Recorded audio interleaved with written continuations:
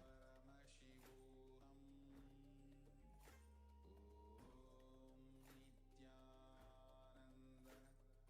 Om Nityanand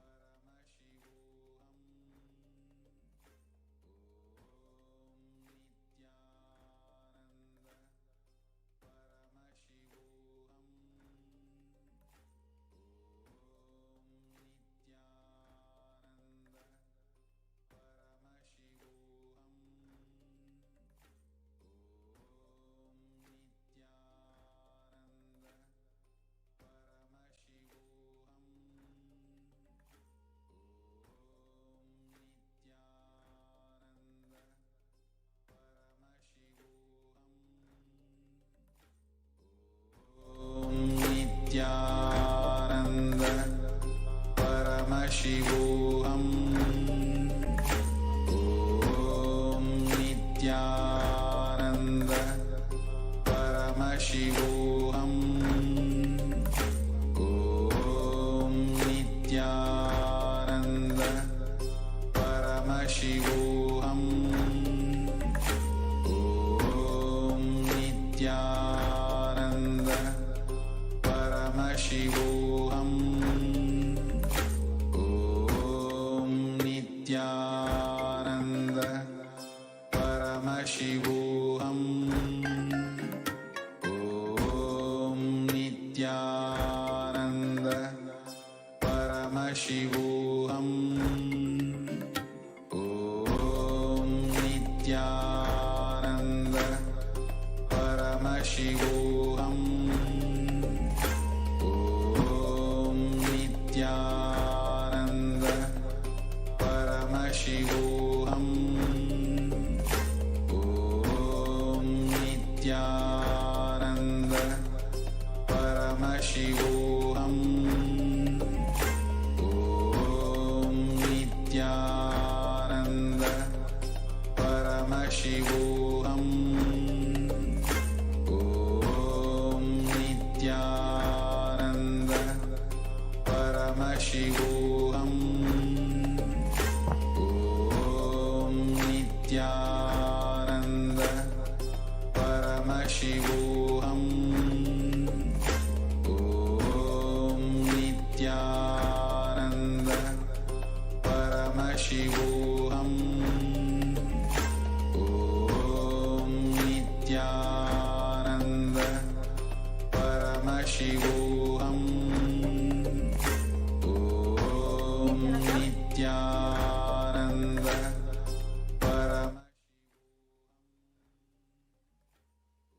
Nithyanandam. Welcome back to all the viewers as we are continuing today's program and continuing on to in our segments of the presentation of the persecution of the Supreme Pontiff of Hinduism and the indigenous ASMT women, the women of Kailasa. Over the past few days, we have been presenting to each and every one of you, requesting each and every one of your listening and deep space of understanding as we share the extremely vulnerable stories of victims of sexual assault, gang rape, child abuse, and the most painful persecution, attacks, lawfare, and torture against the Supreme Pontiff of Hinduism.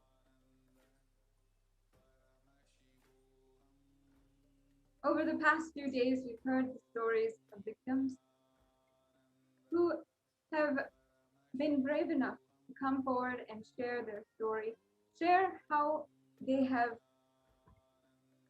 experienced hatred, attack, and absolute violence by the neo-Hindutva, anti-Hindu militant forces. And we've drawn several parallels, how in genocides across the world, against different ethnicities, against different religious backgrounds and races, how these terrorist forces, even though they might be against different cultures and backgrounds, when it comes to violence, they use certain strategies in order to ensure the destruction of an entire ethnicity and its population. We had discussed the strategy of using child rape and the rape of women as a tactic in genocide. We also showed how the objectification of the gender and using the gender in Hinduism as a weapon to spread hatred and enable the neo-Hindutva militant forces to launch extravagant and brutal attacks against the Supreme Pontiff of Hinduism. Today, in this show, in the following segment, we'll be continuing on understanding the truth about displacement of the Supreme Pontiff of Hinduism and the indigenous women Hindu women of Kailasa. Now, in the previous segment on this topic, on the displacement, we understood how in several cases, in ethnocides, in different genocides and Holocaust, the terrorist forces, the brutal supremacist forces, had been using displacement as a tactic to weaken the entire civilization. And they do this in three ways.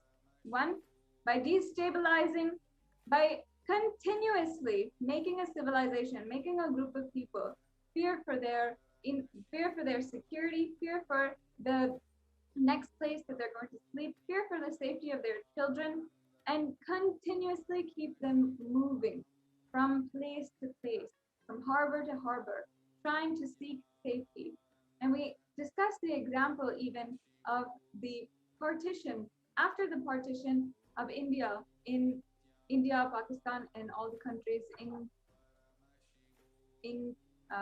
1947, the entire partition had caused the Hindus in various different countries, including Pakistan, Afghanistan, which were declared as Islam countries, to be absolutely displaced, not have a home, and be thrown out of their homes overnight. We've seen the extremely painful, terrifying footage of the women, children, men, who all were packed in trains and even walking barefoot from city to city, looking for a place to stay for the night. And of course, we understood the examples also of today's most known genocides and ethnocides, even against the Rohingya Muslims, whose women and children have gone through the most terrifying torture at the hands of terrorist forces. How their attackers, their abusers, would literally follow them and hunt them down and make sure that they never had a place to stay. A successful way of ensuring that the entire population, an entire ethnicity, is disabled from growing because they don't have a chance to have a stable foundation, grow stably, and move forward. And they also ensure that the women and children, the people who take care of their community, the leaders, the women leaders of the community, and the children, future of the community, are all extremely unable and even terrified to go about their life in a normal way, much less in a way with higher ambition or even to contribute to the world, but at least to protect their normal human dignity and to live a basic lifestyle, basic human lifestyle. They're not even able to do this. In the Hindu Holocaust, in several records, we have seen how the Islamic invaders, the Mughal invaders, 5,000 years back as they started, had enslaved the women and children of the Hindu civilization and even moved them in their own prisons, in moving prisons, in shackles, and ensured that they were entirely enslaved. In this day and age, we continue to see the displacement of the indigenous Hindu women of Kailasa, the disciples of the Supreme Pontiff of Hinduism, and ultimately even the Supreme Pontiff of Hinduism himself. And it is not just a single attack against two women and children, but an entire minority, an entire indigenous group, which represents the oldest group a part of Hinduism. And much like in the ways that His Holiness, the Dalai Lama, the known and a recognized leader of the Tibetan Buddhists and leader of the nation of Tibet, according to the original Tibetan policies and religious order, how he was entirely exiled from Tibet, removed from his status as a leader, ensured that he could not go back to Tibet. And the entire Tibetan Buddhists, the families, and the monks were all left unable to protect themselves from terrorist forces that were attacking them. Worldwide, we have seen the footage and the pictures, the horrific pictures of monks being set on fire, the Tibetan Buddhists being set on fire, the women and children running and screaming away from their attackers. And in the same way, on the 2nd of March of 2010, the Neo-Hindutva militant forces attacked the Adi Kailasa Sarvagyapeetham, the kingdom of the Supreme Pontiff of Hinduism, and they attacked his very quarters, his headquarters in the Adinam. On that very day, the Supreme Pontiff of Hinduism had to flee to ensure the protection of his self, leaving all of the sannyasis and the Hindu women and all the Balasins and needing to protect himself. The attack raged on that day in 2010, where literally they had set buildings on fire, and the entire Adinam, the monastery, which was purposed to give superconscious breakthrough to the world, was set on fire and blazing in every direction. We heard in the previous segment the story, the recollections of Ma Nithyananda Swami, who recalled how overnight on this day, the women and children of Kailasa, the sannyasis who were residing in Adi Kailasa Sarvagyapeetham, on one hand, worrying deeply and concerned. The only thing going on in them is, where is Swamiji, our Guru, our God? On the other hand, being attacked literally by the anti-Hindu militant forces. And all of these women had to flee within a matter of hours. They were informed of more and more attacks and more Neo-Hindutva forces raiding the Adinam and trespassing. And they had already seen and witnessed the rapes and brutal assault of their brother and sister sannyasis. So they needed to immediately leave the monastery. Today, in the following segment, we will be hearing the account, heartfelt account of the different women who were displaced on that very night and who were suddenly out on the street and needed a place to stay for the night, and then were not able to rebuild their lives, needed not even knowing what's going to be happening, where they're going to get food, if somebody finds them and hands them over to be enslaved by the Neo-Hindutva militant terrorists, or if they will be attacked on the street in the public. Today, we have joining with me, Ma Nithyananda Swami, as well as other Purna sannyasis of the Nithyananda order, who were direct witnesses, victims of the displacement that happened in 2010 upon the first launch of brutal attack against the Supreme Pontiff of Hinduism. So now let us hear the stories, the sharings and raw accounts of their experiences on the street alone those few nights, and finding their way to some solace alone, entirely alone in the world, holding on dearly to Swamiji, to their Guru and God. I encourage each and every one of you who is tuning in right now, make sure that you are sharing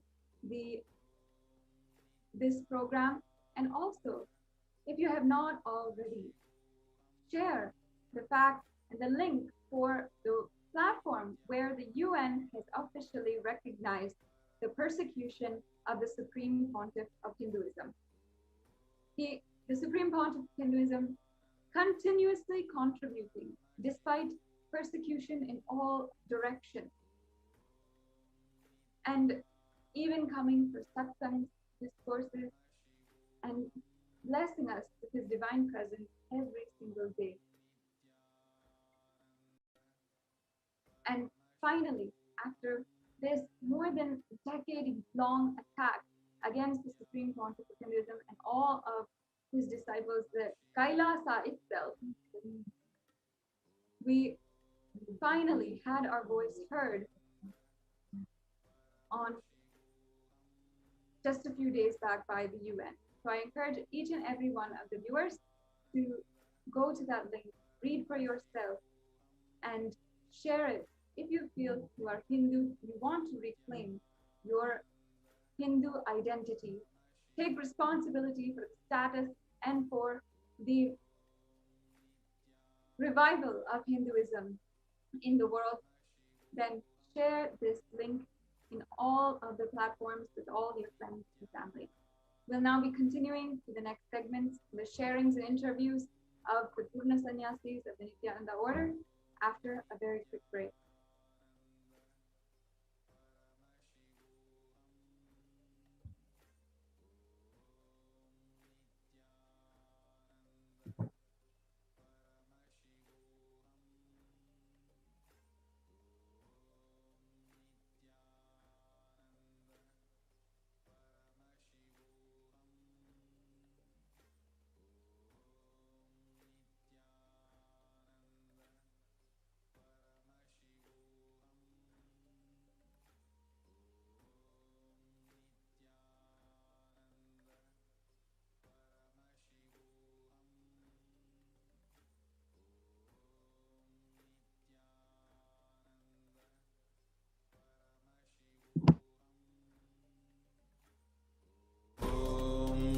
Nithyananda.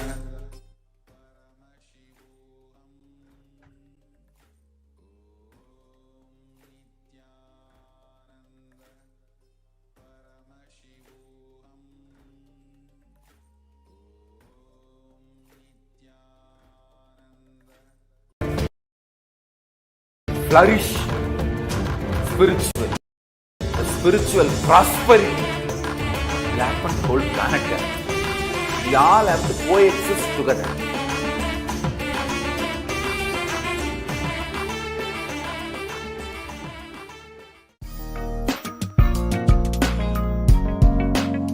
We get you health. We get you ability to build beautiful relationships in your life. We get you direct spiritual support, and we make sure you become wealthy.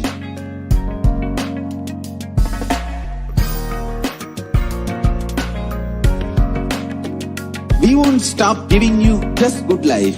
We will literally not stop till you live enlightened life. Manifesting the state of Paramashiva, space of Paramashiva, powers of Paramashiva, being of Paramashiva.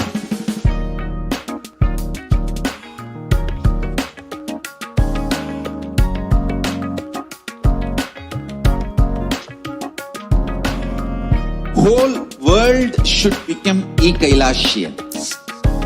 I want the whole world to know Hindus have something great to contribute to the world.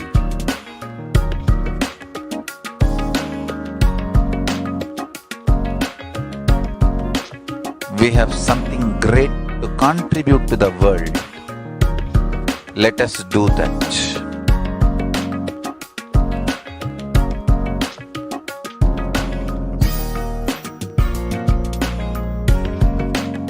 Kailasa is proper customized spiritual service helping you to identify your root patterns of suffering. We have perfected the science of helping every individual from every cultural, religious, nationality background.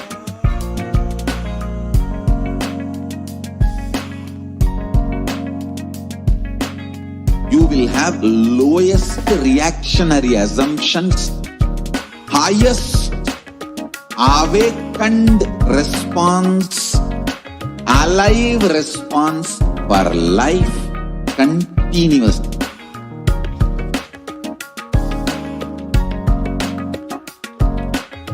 Kailasa is enlightenment ecosystem, literally enlightenment itself in your own home, wherever you are. Proper customized spiritual service helping you to complete with your life negativity, withdrawal from life, self-hatred, self-denial, self-doubt, so much of tiredness, laziness. We can support you aligning your diet, your attitude, your aptitude, your understanding about life. We can help you with everything.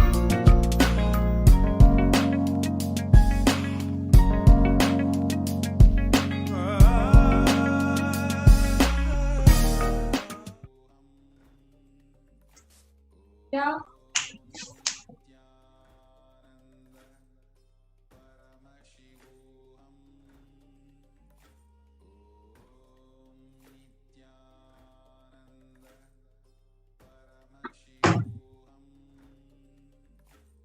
I wanted to share with all of you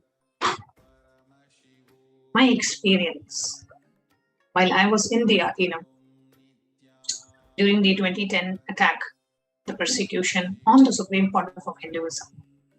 What really happened and how, as the women of Kailasa, being a part of the Kailasa Uniting Nations, the sovereign order of Kailasa, how the female monks such as me had to go through so much of pain and suffering and trauma because of what they did to the Supreme Pontiff of Hinduism and Kailasa, the attack by the anti-Hindu elements and the new Hindutva militant gang.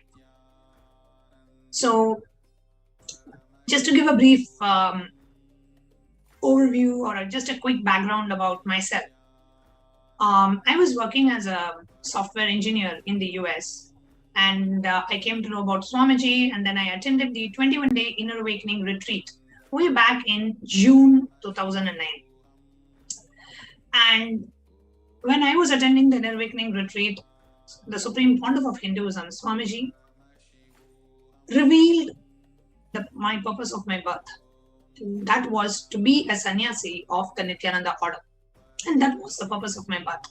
And as soon as Swamiji revealed, I had there was no question of, I was so clear that was my path and that was what I was meant to be. So I went back to the US, I quit my job, I resigned, and I came back and joined the Adinam as a full-time monastic member, as a full-time Adinavasi in November of 2009. And that's when Swamiji first initiated me into the pre-probationary sannyas. So we are in the sannyas path, into the pre-probationary sannyas. This was in the year November of 2009.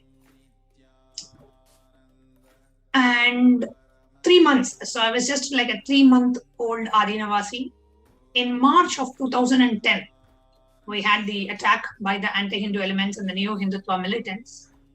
They released a mock video, and they made such a huge character assassination on the Supreme Pontiff of Hinduism. And it was a joint hands with, the anti-Hindu elements, the neo-Hindutva militants, the media mafia, the police, the government bodies, the state elements, the non-state elements, the media, everybody kind of, joining in hand to attack and eliminate their main target, the Supreme Pontiff of Hinduism. So they released the mock video and they were continuously, repeatedly telecasting it. And they had paid gundas, that henchmen who would go and attack the temples of Kailasa, who would go and destroy the properties. And even in the main campus, the headquarters in Bangalore, which is where I was staying at that time. So they came and they burnt the monastery, and they locked Supreme Pontiff of Hinduism inside his own residence, and they burned the residence, and they telecasted this live. So all this was going on, right, on the 2nd of March and the 3rd of March, and continuously, repeatedly being telecasted in the national media.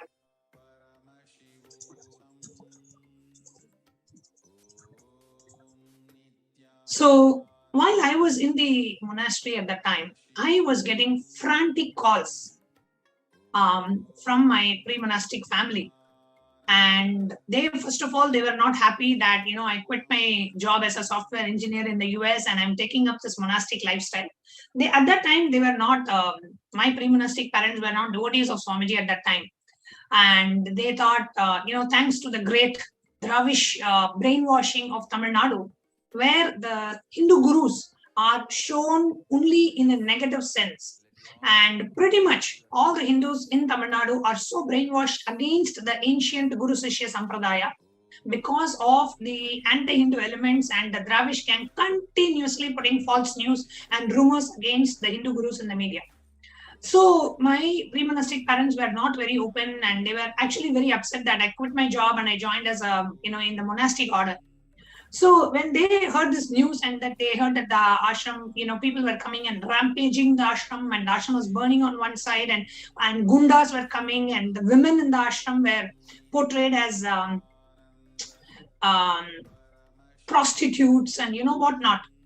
So I was getting frantic calls from my pre-monastic family saying, get out of the ashram and come back to Chennai immediately.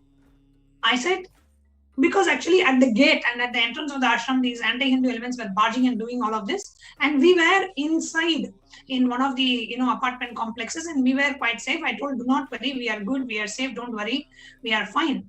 And they said, no, the entire ashram is under attack. You cannot live there. You have to get out of there right now. And my pre-monastic family, in that, there was one person, one of my uncles, he works in the military. Okay, so Indian military. So they tried to reach out to him, and they were trying to get some police personnel to somehow get me out of the Adinam, because look at what they are showing in the media, right? So this is what they are showing in the media that is happening, and gundas are coming and they are breaking everything. And here I am, a girl and in the monastery, and they didn't know about Swamiji, anything at the time. The only thing they came to know about what's happening is through the media. And so much of attack going on, Swamiji's pictures burning, the residence was burning, the ashram is burning, and so much of attack. So they continuously were calling, and they were trying to reach out to some higher personnel in the police and military, and they were like, we have to get you out of there. Either you are coming there or we are getting you out of there. And I was very clear, I am not going anywhere. This is my place. Swamiji is Paramashiva. I am going to be here no matter what. This is my house. I have come here, and I know Swamiji will take care, and I am not going anywhere. So this was going on, and this was on the 3rd of March, and that's when the residence of Supreme Pontiff was burnt, with Supreme Pontiff being locked inside, and we were all in the monastery. We could see the residence burning, and there were policemen who were stopping us from going and protecting the Supreme Pontiff. We could see the Supreme Pontiff's residence being burnt, and the couple of sannyasis inside the Supreme Pontiff's residence at the time were shouting. And all the sannyasis and adinavasis and myself, we were there in the monastery at the time, and we couldn't do anything to stop it. We could not even take a bucket of water to throw because we were stopped by the police. And that was when it struck me. Literally, I felt like, until then, I grew up with this great delusion is that police is for your protection. And that was the first time I realized, oh God, the police, at least that was there in the monastery at that time, they were not to protect us. They were there to protect the people attacking us. They were there to protect all these gundas and henchmen. And they were not there to protect the victims of the attack, the victims of the persecution, the Supreme Pontiff of Hinduism, and all the monastic members at that time. So then what happened was, all this was happening. And we got the news later that evening. We got a news that the Neo-Hindutva militants, see, they have decided to, ransack the monastery. They have decided to burn down and bring the whole thing into ashes. And somehow they wanted, the Neo-Hindutva elements wanted to take over the organization from Supreme Pontiff. They wanted to run the organization themselves and assassinate Supreme Pontiff. The anti-Hindu elements, all they wanted was that Supreme Pontiff should be assassinated and he should not be no longer continuing to revive Sanatana Hindu Dharma, because that is completely against their political agenda and vested interests. Now this Neo-Hindutva gang, the militants, what they had planned was they were going to come into the monastery and throw the drugs. They themselves are going to bring drugs with them and they are going to implant that in the monastery, and they themselves will come with the media and take a video recording and show live that, illegal activities are going on in the ashram. So let us go ahead and arrest all the inmates and let us lock down the ashram. This was their plan, and they have done this very successfully in so many other different organizations and places. This is something typically they do. So one side the ashram is burning, the other side Swamiji's life is in danger, and we don't know where Swamiji is, whether Swamiji is even alive or not, we don't know. We are so concerned. And this is being live telecasted, and we are getting calls left, right and center from everywhere. Every Adinavasi's parents and relatives, everybody is calling and saying, get the hell out of there. Do not be there. The place is not safe right now. The ashram has been surrounded by media people. The media men has completely surrounded the ashram. There are some 40-50 media standing there and zooming into every person coming into the monastery and coming out of the monastery. Every woman in the Adinam is being portrayed as prostitutes. Every single person in the Adinam is being portrayed as prostitutes, women. Even one picture of the women they get, they are portraying them as prostitutes and whatnot.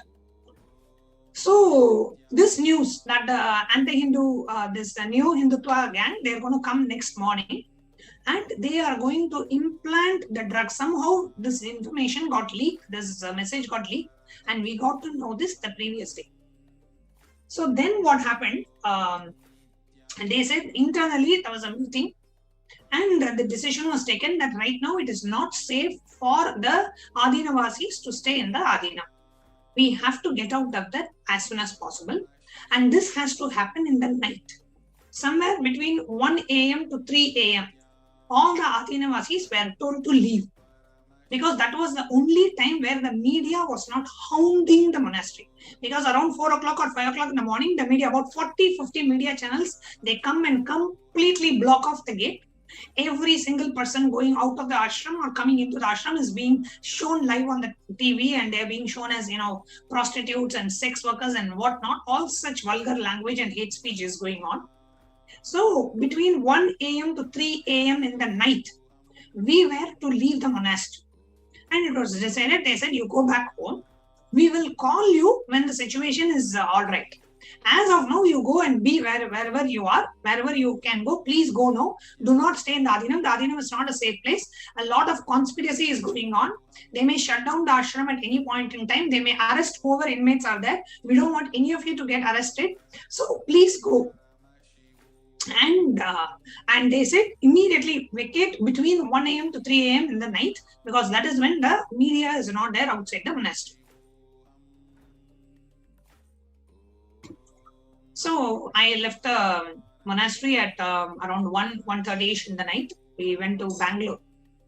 I took a taxi to Bangalore bus station.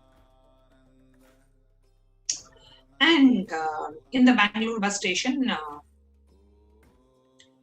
we waited till I was there with a few other Adinavasis at that time. We were all going to Chennai from Bangalore.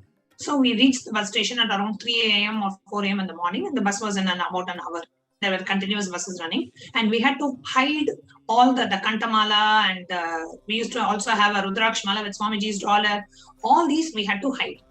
We could not show any symbol that we were disciples and followers of the Supreme Pontiff of Hinduism, because any symbol you show, because of the hate speech that's continuously shown in the media, and Swamiji is being shown in the wrong limelight, all the Adinavasis and Sannyasis were being shown in the wrong limelight. Even if they see a mala with Swamiji's dollar, the men will come and behave so vulgarly, as if you are a prostitute waiting for a business. That is exactly how they will treat women if they see you with the dollar of Swamiji, because of the continuous airing of the mock video and the news footage where they are showing sharing such vulgar information and completely character assassinating the Supreme Pontiff. So then the next morning I reached Chennai, and my pre-monastic family, see, at that time they were not disciples of Swamiji. And later on, after they met Swamiji and they took the initiation, they became, of course, they became disciples of Swamiji. And in my pre-monastic home is now Kailasa. They have a temple there. Kailasa in Tambram is my pre-monastic home, and both my pre-monastic friends were disciples of Swamiji. And recently, my pre-monastic father passed away, and Swamiji gave the ultimate liberation, Sayujya Mukti, to my pre-monastic father. Completely grateful to Swamiji for that. So when I was this was in 2010. So when I was going back from the monastery, at that time my parents were so elated that they thought that my expedition into this sannyas life is finally over. I have come back to my senses, that I have come back home. And they were so happy and so elated that finally their daughter is back home. All her craziness is gone. And now that the ashram is also under attack, there is no way I'm going to go back to the ashram. You come back and you lead your whatever. They wanted me to take a job and lead a life and continue what I was doing. So they were so happy and they welcomed me back home, and it was like, whatever all their wishes came true, they felt like that. And they thought that my whole thing, because of the way they were showing, the ashram is closed and Swamiji is, is going to be arrested and whatnot, the nonsense that they were spreading in the media. So they thought, okay, my whole expedition is over and I am back. And for me, the whole thing was, when can I go back to the ashram? When are they going to allow us back into the ashram? When can I again go back? And for my pre-monastic parents at that time, it was like, okay, everything is over. She's back and she's going to continue her job or whatever I was going to do. They were happy that I was out. This is one side. From my perspective, what had happened.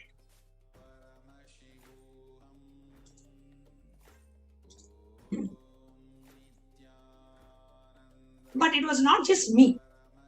There were so many other Adinavasis who did not know where to go. And this was some of the things that I heard from the other Adinavasis. It was that, when somebody went back from the monastery, one of the female Adinavasis, the entire village kept her, wouldn't accept her back into the village because she was from Swamiji's ashram and they saw her as a prostitute. Some of the women, they had to take pregnancy tests. Their family wouldn't accept them back.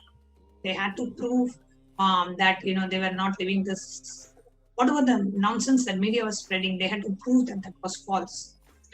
One of the Adinavasis, as he was leaving the monastery, was beaten with chains. The local gundas, they came to know that this person was coming from the ashram. He was a living monastic member, and they beat him with chains and rods, and he was so badly beaten. Just because he was living in the monastery, nothing else. Because he was follower of Swamiji, they completely, with the chains, metal chains, they beat him. And then one other Adinavasi was sharing with me later on that when she went, her parents were trying to, get her married and forcibly. So many female monastic members, because no choice, they had to go back to their families and they could never come back after that. They were stuck with their families, and with whatever the hate speech was being spread out in the media, they could never come back to the monastery at that time.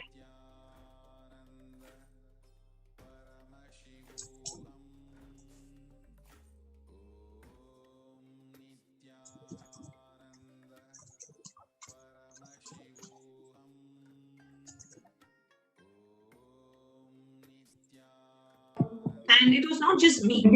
Nithyananda Swami? Yes, ma'am. Yes. So I would like to ask you this question of, when you came to your pre-monastic home, how did you literally feel? Because you really had to convince your pre-monastic parents. You went through a lot before coming to ashram. So how did you really feel when you had to step into the home at that point in time?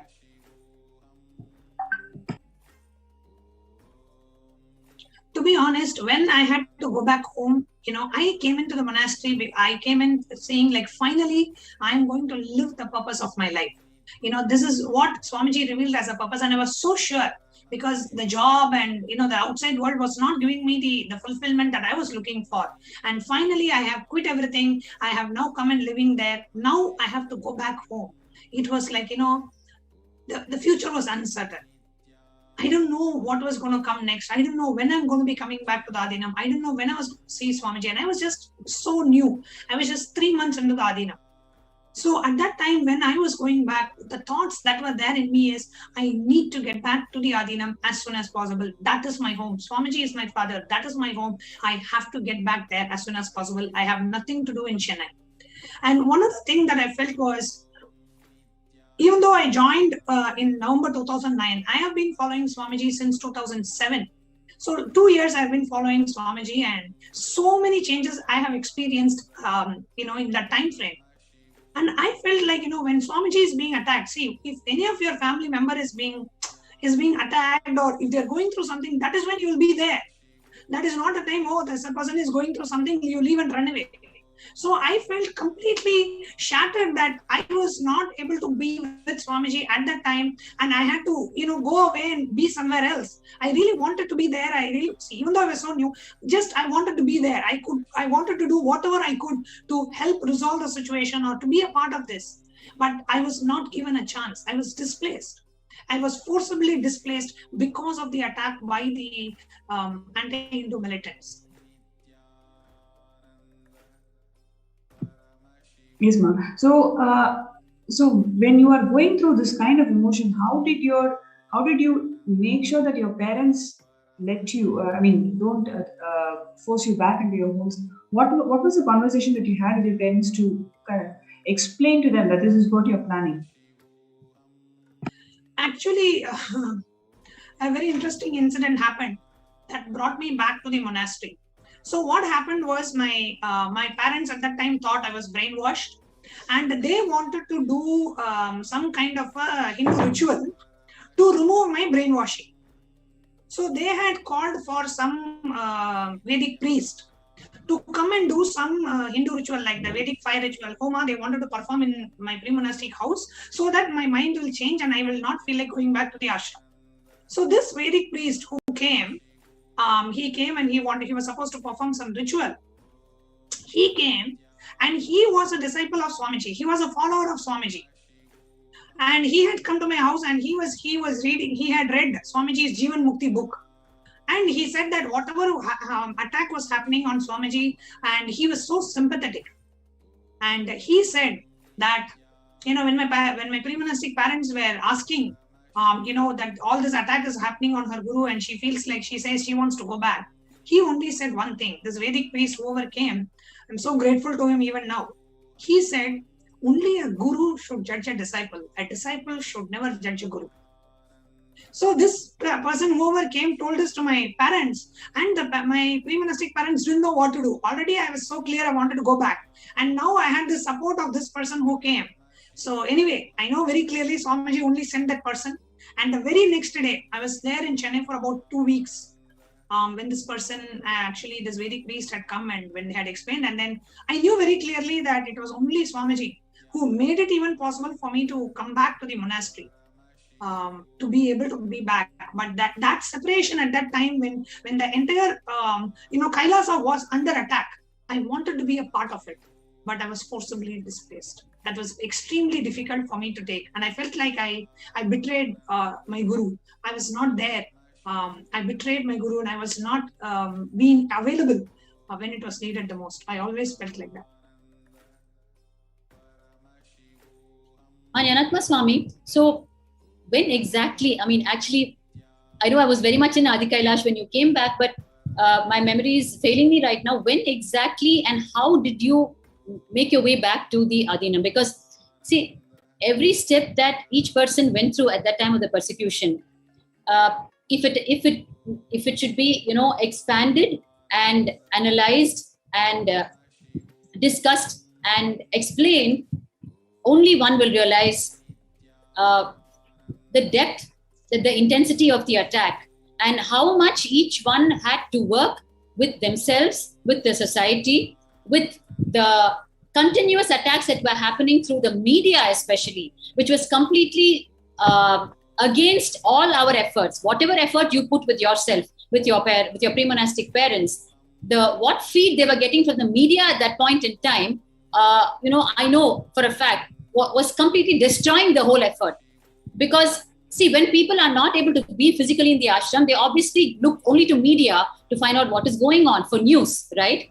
And every line of news was completely false, and the visuals they were showing were gory. So the whole cunningness was, the visuals were so gory because that was the attack going on. So while they were capturing that for the visual TRP, the lines they were feeding as the commentary for the gory visuals were their own false lines.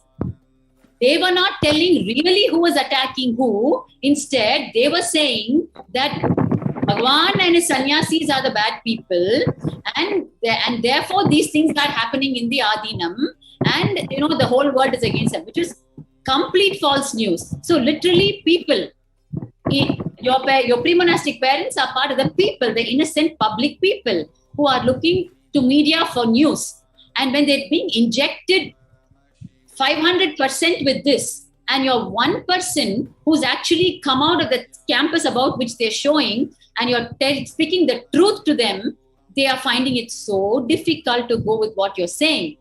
That was the strategy of the media mafia at that point in time, and it worked for them like crazy. So much so that just the handful of us who were living there, and you know, to what extent I remember, I even had to go to my pre-monastic parents and explain to them when I was talking to them over the phone. I'm telling them, hey, look, if you have some simple logic in you, just plain logic alone, okay, I am a woman, I'm a sannyasi, and I'm inside this campus, okay, for 8 years. If even one line of what the media mafia is telling is true about Bhagwan and about what goes on in the Adinam, if even one line was true, you think I would have been in this Adinam for this long? And how can the whole thing be put under one blanket word called brainwashing? Isn't there a limit to the word brainwash? Have you even bothered to find out what brainwashing is with your so-called psychologists and psychiatrists? Leave everything. I am a woman and I'm a sannyasi and I'm living in this place. If this was a horror place like how the media made it out to be, how will I even be living here at the cost of my own life? You brought me up. Don't you know I'm an educated adult? I'm a professional. You think, and what do I gain if all this is true? Whatever the media is saying is true. What do I gain for my own life to be here and sustain all that and speak to you as though it is something else? Am I a mad woman? I mean, even if with your simple rationale, if you ask these questions to yourself, you will somewhere stop and think, right? Instead of just going with the strategy of the mass media. Just with simple logic, you'll be able to understand. I'm asking you just 2-3 questions. If even one line of it is true, why will I sacrifice my own life to whatever those lines they are saying? Prostitution, brothel house, and all the cheating IPC sections possible. They were slapping on Bhagwan and the sannyasis. What do I gain out of it? And at the end of the day, I'm living with 3 sets of clothes as a sannyasi. All of us are living with 3 sets of clothes, right? So our life is there as an open book for people to see. Today, you and I can speak. Our lives are open book. You're literally under record, Nyanatma Swami. You've been on record for God knows how many hours a day for the past months and years. You are under public eye as an anchor to this very show for hours together. So literally our lives are on record on public book. So with so much with your simple rationale, you should be able to discard what the the media mafia are trying to force into you. That means look at the level of brainwashing, years of brainwashing that has gone into people, where they're simply consuming without their rationale is just completely locked. It doesn't work anymore. It's very true what It you're doesn't saying. work anymore. Why will I, an educated adult, okay, being abused every day, like how the mass media is saying, by my own guru, still claim he is my guru, and I don't even want to come out, even though my life is at stake? I mean, does anything add up here? Isn't there a limit to calling me being brainwashed? With your 60 plus, 70 plus as parents, you can't put 2 and 2 together and see nothing adds up in what is being presented. One important point here, Ma, as Swamiji was saying in the satsang last night, if we are not living in a place where Manu Dharma is the jurisprudence and the Vedas and Agamas are the laws, Hindus, we are living like slaves. So what I see is, the generation of Hindus that are there, they have lived like slaves since, I don't know, from the colonial era or even before that Islamic invasion, over the Islamic invasion and the British colonization, and now a part of, the secular India. Because we have not lived in a Hindu nation, in a enlightened Hindu civilizational nation for now decades or other centuries now. Because Hindus have lived like slaves, they are not even able to understand, they don't even know they are living like slaves. And eating the thought currents of anti-Hindu elements and thinking it as their own. That is the damage that has been done to every Hindu that is out there, including my pre-monastic parents or my family that was there. None of them believed me. I was living in the Adhina, but they didn't want to believe me. They were ready to believe the media, and they were ready to believe all the nonsense that the media was spreading, because that is how inherently anti-Hindu the whole ecosystem has become. The media, the newspaper, the TV channels, the government, the police, everybody cannot be false. No, that's the whole anti-Hindu narrative. That's the whole strategy. That's the whole strategy. Exactly. And unless we live in a Hindu nation, unless we live in a place where the Vedas and the Agamas are the laws and the Manu Dharma is the jurisprudence, unless we live in such a place, there is no way a Hindu can have the right understanding and the right representation of who we are. The narrative of who we are, of what Swamiji has done, or what Hinduism is, everything is highly manipulated and distorted and represented. And today, unfortunately, the Hindus living like slaves are forced to eat that deluded ideas of Hinduism. And that's one of the reasons why we need to now wake up and make Kailasa happen. The only Hindu nation where Vedas and Agamas are laws and Manu Dharma is the jurisprudence. Manyanatma Swami, when I just look back at all the persecutions that have happened, the beauty that runs through this entire thing is, here we are still living the vows of sannyas, whether it is aparigraha means living with minimum things, right? And because we live with minimum things, it is so easy for us to move place to place to save our life in the wake of every single persecution that has happened, right? The way the Hindu Dharma prepares you so that you're ready for life, good, bad, ugly. You're ready for anything, right? That is the beauty of Sanatana Hindu Dharma. So when we live aparigraha, even in the wake of the persecution, the aparigraha vow stands by us. It is so easy to just pick up what we want and move, right? We have it in our head, exactly where our things are and what we have as our belonging. That is the strength, the truth of aparigraha. And the truth of ahimsa, non-violence, the amount of violence that has been meted out to us in the past years. Swamiji has taught us only one thing again and again and again, and that is also on public record for people to see. And we've been showing it for years together now, our non-violent response, right? Where we only keep on asking them, why are you doing this to us? Or we go and file a petition seeking justice with the judiciary. Only non-violent methods we've employed. In fact, the one single time I remember in 2012, when the next major attack happened on us, the cunning strategy of the mass media, when the that Ajit, the reporter, came with the entire plan strategy for the next major attack. He entered and he was part of the press conference, if you remember, which Bhagwan was hosting. And he got up and tried to attack Bhagwan's life in public. When we got up just to protect Bhagwan and everyone there, and we only told him move out, right? We didn't tell him anything. And even when we, like the way I'm raising my hand, we said, please move out. That portion alone they captured. When Achala Swami was trying her best to tell him, please move out, right? Just the fact that she raised her voice a bit to tell, because Bhagwan's life is under attack.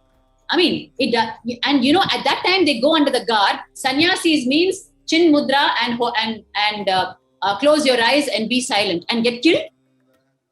I mean, the way they cunningly play things around, just because she raised her voice and just said, please move out, they replayed that part 1,000,000 times and showed as though we are violent people, right? Hindu Dharma doesn't say, stay in Chinmudra, close your eyes and get killed, right? That is the way they interpret it cunningly for the people, and they portray us as violence, right? But the strength of non-violence is what has seen us through this entire decades of persecution, right? And today, Kailasa is alive.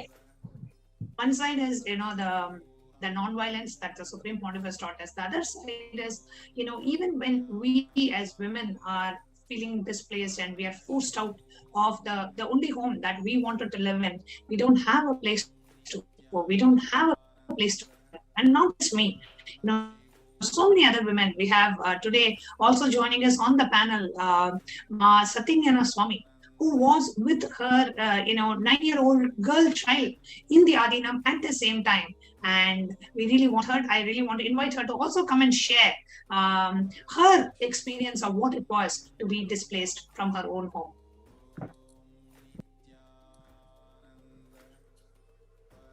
Nithyananda.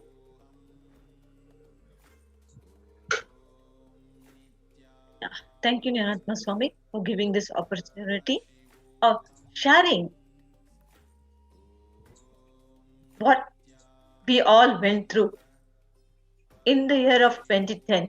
Here, I can see all my sisters here who all together had gone through so many attacks. Before I start, I would like to share where I am from. I joined Adinam in 2008 with my kid who was just 6 years old at 2008, and wanted to put her in Gurukul to get her trained from the Guru, which was not available to any other people outside there. And as being a single mother, just lost a father, I actually wanted to be in a safer place with her in the ashram, and we moved 2008 to the ashram and joined her in Gurukul. And before I moved to ashram, I am an MBA graduate who was having one concern and running a small concern for myself. But I wanted to put her in Gurukul, and we moved to ashram. In 2010, when suddenly this attack happened, it was just what to do, where to go, left out, because it was only me and my kid, and we didn't have anyone outside there. And it was like suddenly it was told, you all have to vacate this place. And even before that, like what Bhaktika Swami was sharing here, each one of our relatives that started calling us to come out of the ashram, telling that the place is not safe for any female thing. And their voices were very clear. They're doubting us. It's not like in a caring way they are calling us. It is like, oh yes, even to share an experience what I went through with my own Purvashram brother. my own brother, he called me and said, there is a video going on and Sun TV and other media is telling that 30 or 40 more girls video with them, which will be telecasted. And the way it was asked was, would one of you also be in one of that video? It was literally like, what can be told? A brother asking his sister. The media has been so violent, arrogant with their visuals and the words what they were continuously telecasting. Even the parents and the relatives are not ready to believe what we want to express ourselves. Same as Ma Bhaktika Swami was telling, I was also asking my brother, you don't believe me, a MBA graduate or adult who's going to live here, living here for 3 to 4 years, but you're believing what media is showing. But there was zero listening, no listening. That one call of my own brother gave me so insecure. Even if my own brother is not going to believe my words, what I am saying, and going to believe the media, what is being portrayed in the media or what is being told in the media, where will I go for? Because see, before I moved in, I left all my people and ashram and Swamiji was only hope for me, and we moved here and it was our home for past 3 years, 3 to 4 years. But sorry to interrupt you, Satyagana Swami, sorry to interrupt you. I remember now, I recall now how you have shared with me that, when you lost your pre-monastic husband and you decided to take on sannyas, I remember Pragyanananda, your daughter, pre-monastic daughter, you have shared with me that she was missing her father so much and she became like literally like a, tantrum child, and you were just completely unable to handle her. And after you met Bhagwan and you moved into the Adinam, you used to share with me how she settled so beautifully and how she completed with the entire missing of her father, and she became she started flowering, right? She's a brilliant kid. And she started flowering so beautifully. Yeah, sorry, ma. Yes, ma. The whole thing was one touch of Bhagavan healed her from the tantrum and missing of her father. It was just a single touch and initiation what Bhagavan gave her, healed her so much from the tantrum what she was going through, what she was doing, and the missing of her father. And after moving to the ashram, the single initiation and Bhagavan's presence has amazingly made her as a wonderful flowering child. I can't even imagine if the same tantrum, if she was outside now, what she would have been, what her life would have been. Because outside, none of them would have, even if you would have taken to a best psychiatrist or a best thing, they could have not healed her, and she would have not been like how she is Bhagwan's daughter today. So all these experiences and how your daughter has been healed, all of this, does your pre-monastic family know about it? Despite knowing that, did your brother ask you such a question now? Yes, ma. Despite knowing them, they have seen her tantrums and also seen how changes was in the 3 years which we were in the ashram at that point of time. I'm talking about 2010. But even that, also forgetting all that, what the stress I had gone through and I have healed, how their grandkid has changed and evolved in her guru studies, everything. But in spite of seeing that, the media had brainwashed so much that my own brother had to ask me this question. See, that is the extent with which the media attack happened. Like their whole agenda is to marginalize, isolate Swamiji from his entire community and the disciples, so they have a good reason to assassinate him. So that's the whole strategy that the media deployed.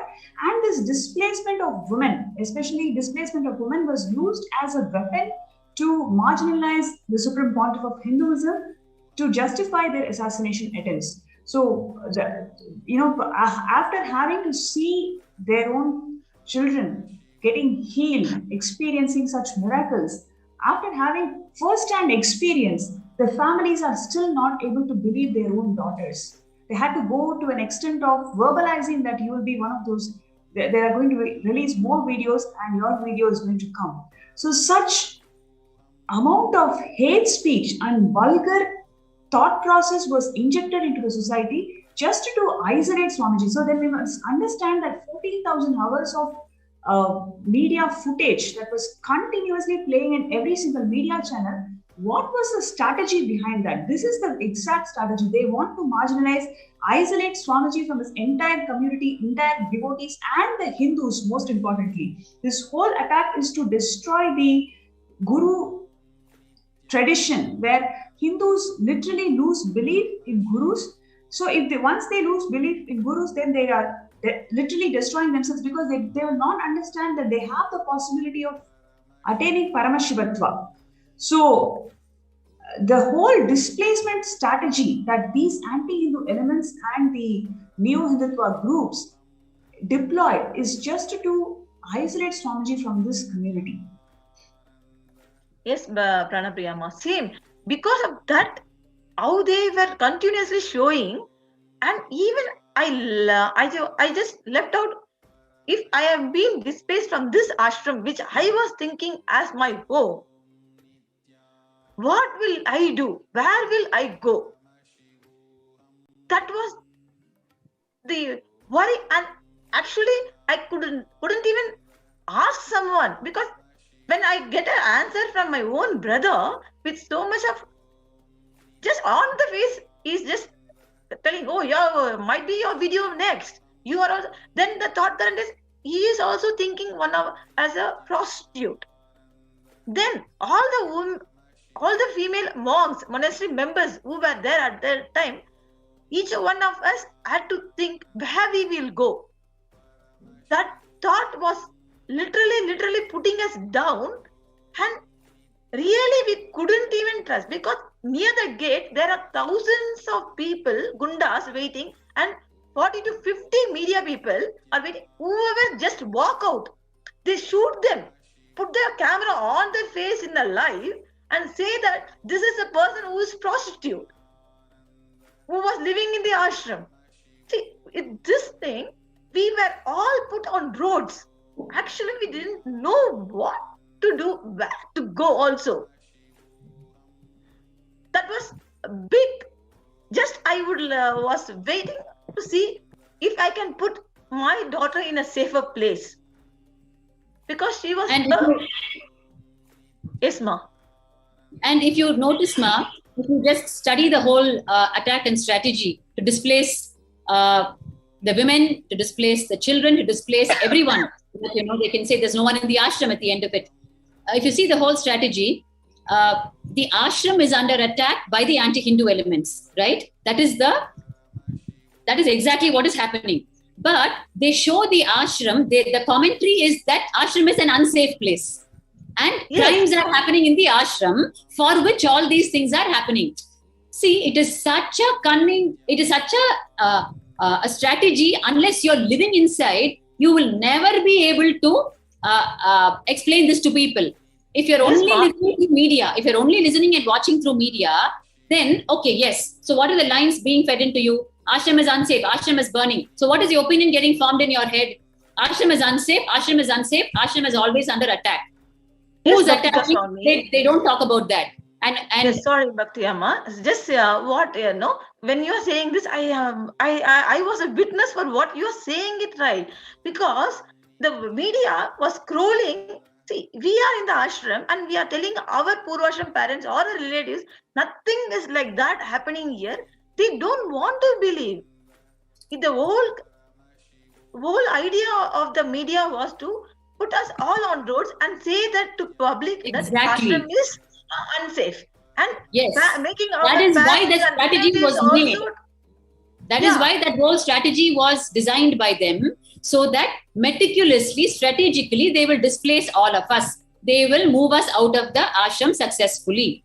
That is why the whole thing was planned and executed. I would, yes, Bhaktika Swami, I will also like to share one of the thing. My Purvashram mother is calling me at morning time before the actual burning of the place where Bhagavan was staying, that the ashram is burning. I am standing outside and I am literally talking on a phone outside, and I am able to see the whole Adinam. Nothing is happening there. Ashram, nothing is happening. And but we were worried out to where Bhagavan is, out to save him, and what is going to happen next. But same time, if you see, before any incident or burning is happening, the scrolling is going on. You are going to have a breaking news.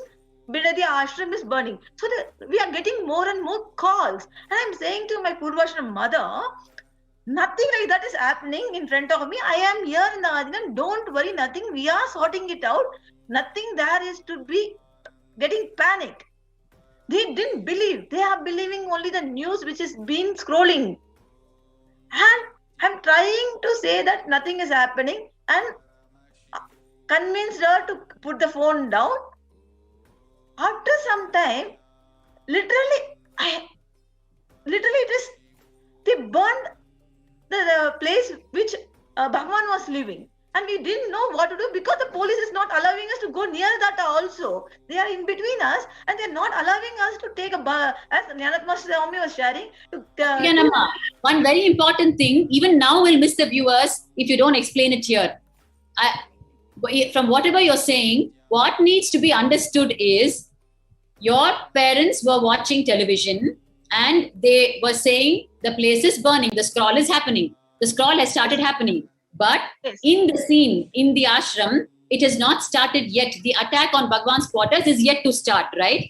Yeah. But the scroll has already started. Means what? It means the whole thing is planned, and there was a miss in the timing between the scroll coming and the attackers coming to Bhagwan's quarters. So they put the scroll before the attack started. Means what? It is a complete coordinated effort which failed coordination at that time. So the scroll came out first before the attack happened. Yes. So news is made. So the news is made first, okay, and then executed.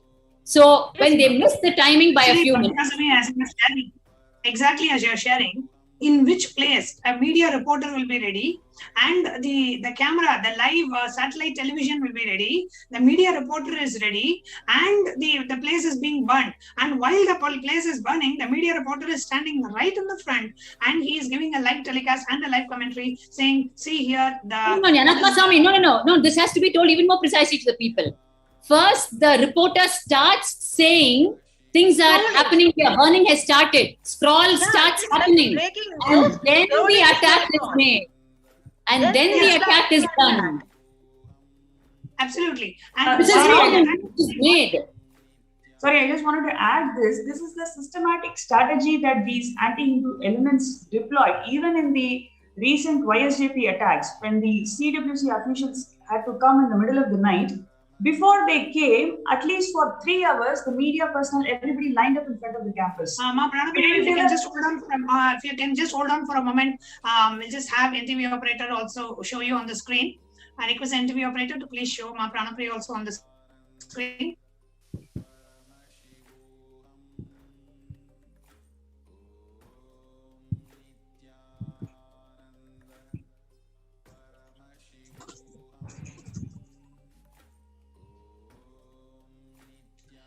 There are so many things that are going on where we can very clearly see how the whole thing was staged. The whole thing was pre-planned. The whole thing was staged. Assassination attempt on the Supreme Pontiff of Hinduism was completely staged. And the anti-Hindu elements, the neo-Hindutva, the anti-Hindu elements, neo-Hindutva, every segment of the society was attacking the monastery. That the monastery was not where we could. Yes, Ma Pranapriya, please go ahead. Yes, so sorry, I had to jump in here because I just wanted to make a point that this is the strategy that these anti-Hindu elements deploy constantly when they wanted to attack the Kailashans, especially the Hindus. See, even in the recent YSJP attacks, when the CWC officials barged into the campus, right into the campus in the middle of the night. Before they came, 3 hours, all the media was lined up in front of the campus. We were literally begging, what happened? Why are you all outside our campus? Because we don't know what is I going can on. also watch because with in the OISJP, sorry to Pranapriyama, I was also there with you. And yes, we saw the media is first there before even the actual officials or CWD people came in there. Ma, the media is there even before the attack happens. The media is there even before the attack happens. That is the essence of this. And the second point that I wanted to make is the police were standing right after 2 hours. The police also came, so we didn't know, because the campus is extremely safe environment. We didn't know what was going to happen. We were continuously asking the police, "What is going on? Why are you all here?" And it is not just 1 or 2 police; like 40 policemen were just standing right outside the campus. They don't have any papers. They don't have any explanation why they are standing. We were not allowed to contact any lawyers. Media is standing. Police is standing. We don't know what was going to happen. Till night, 12 o'clock, we don't know what was going to happen. And then suddenly the CWC officials just barges into the campus, and then they conduct the raid and torture the children. So the point that I wanted to make here is, media and the police, they know these attacks are going to happen, and they just stand as a witness to cover it, and then displace the women, displace the people out of there, spread false hate speech in media, literally make the Hindus shiver.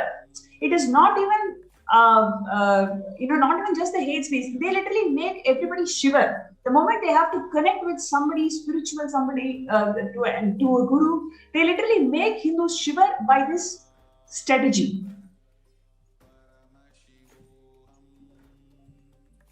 Because who wants to put their kids and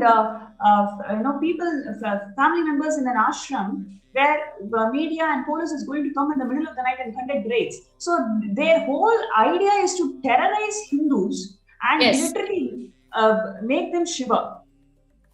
Absolutely, and constantly showing that the place is, some attack is happening, some rumor is being spread, some news is coming. So constantly making the place look unsafe. So even the women who are displaced have no chance of coming back. I know there were so many, at least I can remember about close to 100 women who were living in the monastery pre-2010 attack and who were forcibly displaced because of the attack by the anti-Hindu elements. They were never able to come back.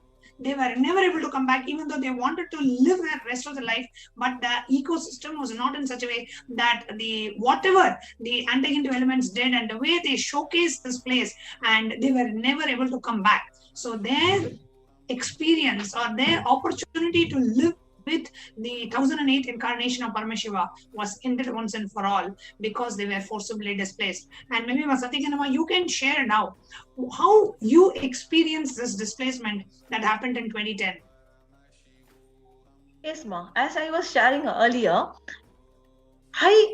after the experience of the call with my Purvashram own brother, I didn't know where to go, where to stay, because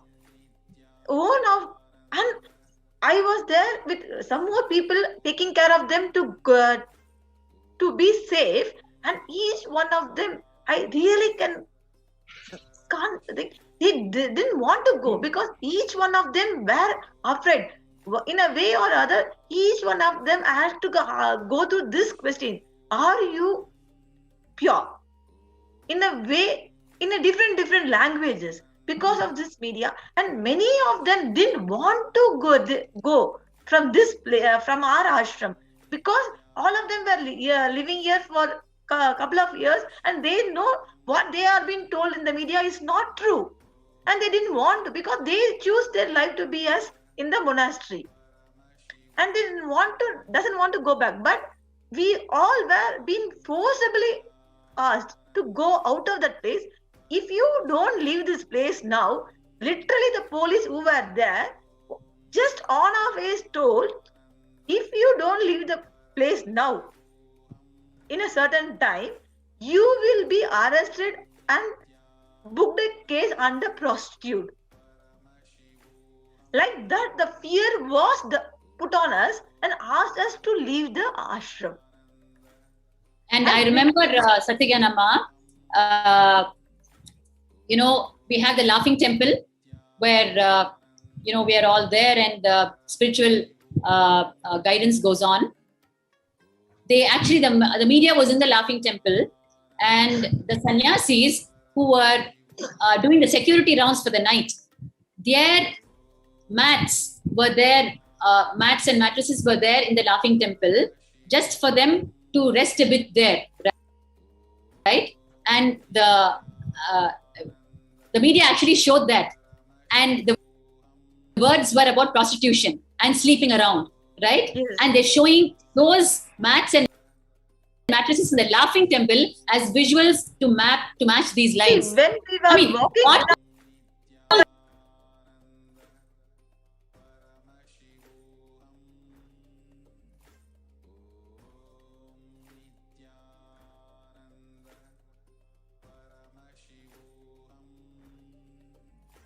night rounds, so that to find out what is happening in which corner of the ashram. We had no sleep, right? So what we did while going for night rounds, a couple of them have put their mats or mattresses in the Laughing Temple in that open space, and the camera is zooming in on that, and the commentary is prostitution and lying around. I mean, it was just shocking. One more thing was that mattress and people walking. See, in our ashram, we are walking to one place to one other. Like from a living place to eating place. They from a long shot shoot us and put this visual both together, saying that they are walking around doing this prostitution. This was visuals again and again showed about all the female monasteries in the campus. Seeing that many more calls were being made for me to get out of that place.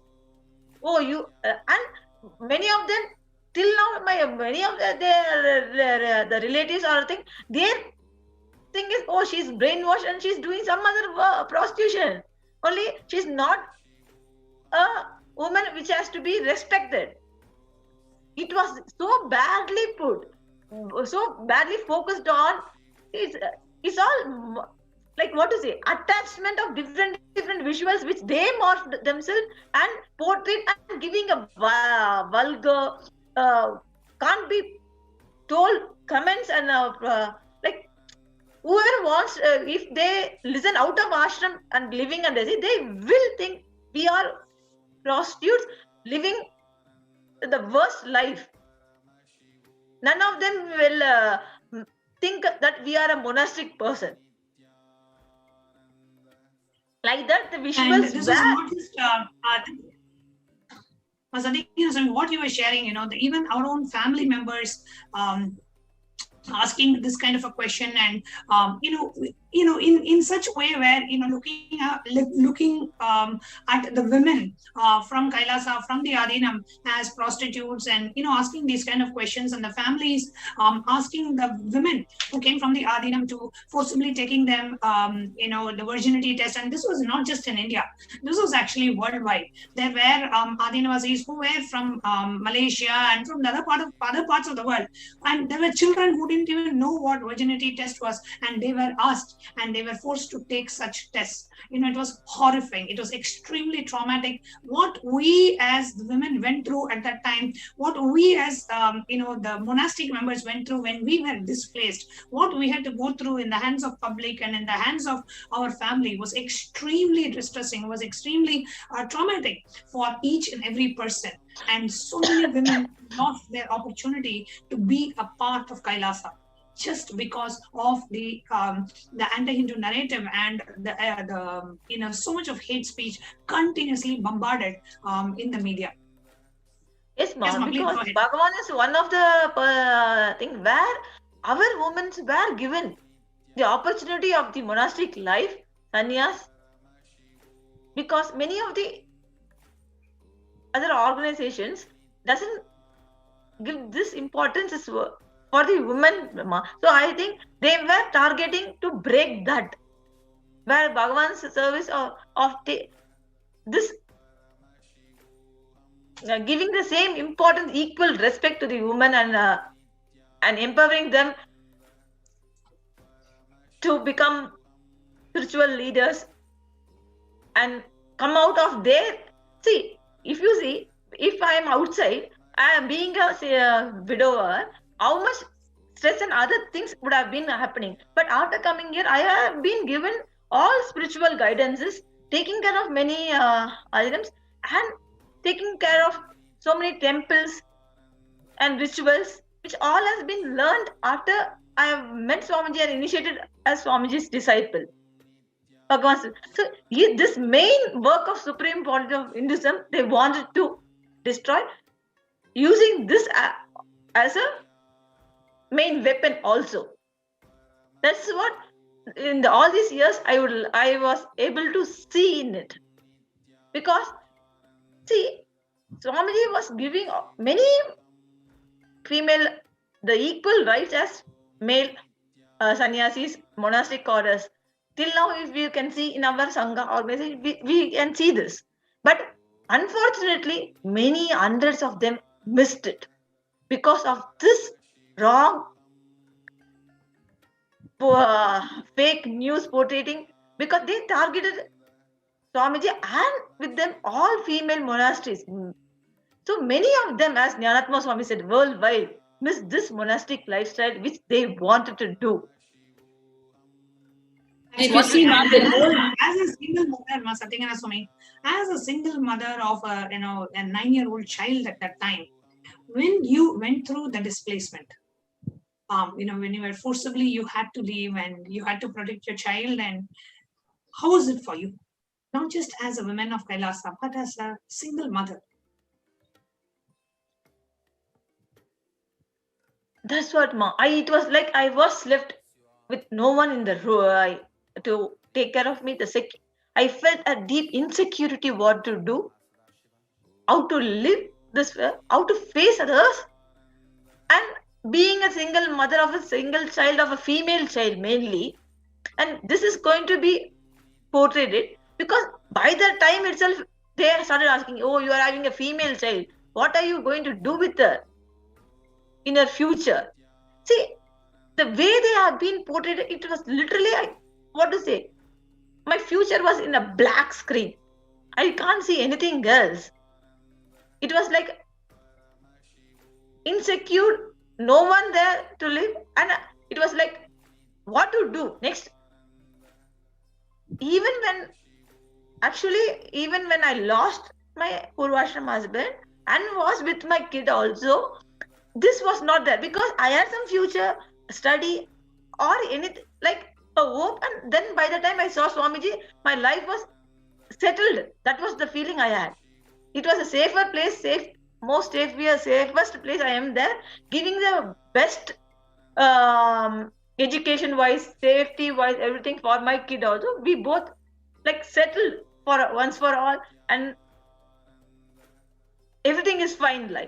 And overnight, if this is going to be thing, I literally, and all the way the false news is going on, the way my relatives or my friends or even my own brother, for that sake, talking with me, I literally lost hope of living itself. It was, if only a mother with a child, a female child, can really understand what I had gone through, put on the roads. It was actually so horrible. I like each one I see also, I think, oh, they are looking me in a bad way. It was like a feeling like I can't go anywhere, stay anywhere. Or usually in outer side, there's no security for a single woman itself. If moreover, if it's a widower, it's like, no sir. At least that is what the society has shown me. Now, after all this big fake news being in this thing and going back, I couldn't even imagine that situation. Satyagana Swami, how long were you outside, and how did you build your life and come back into the Adinam? Today, you're a proud Purna Sannyasi of the Kailasa's Nithyananda order of Sannyas. After so much that has happened to you, which you've not even started sharing still in its details, what was the period you were outside, and when did you come back to the monastery to continue the service. Okay, ma. See, that is the thing. We didn't want to go outside because of all this fear. First thing. Second thing, nothing has happened here in the ashram as what it is portraying. If I take a decision of going outside, this is going to be like I am also believing what is happening here, and I didn't want to leave this place. But the police, which was there at that time, forced us, saying that you will be arrested under this prostitution, so you have to leave. We just I was outside in a place near Bangalore itself for 2 days, 2 to 3 days, 2 nights to 3 days. Then they said, from the administration and spiritual guidance we got, we can come back. So I just rushed. The time I got the call, we can come back. I came back to start my thing, and within the 3 days, I was back to the ashram, being in the ashram. But the 3 days was a hell outside, because whoever we meet, whoever we talk, because we can't talk about Swamiji. We didn't know what is going on, how Swamiji is safe or not, or any who gave me a place for the 2 days. Also, we can't talk or we can't say that we were there. So just coming here back again, Ma, if you see here again in what has happened in your own life, if people just put their simple rationale to work, you've gone through so much in just a few days, and your only focus was how to get back to the monastery. Yes.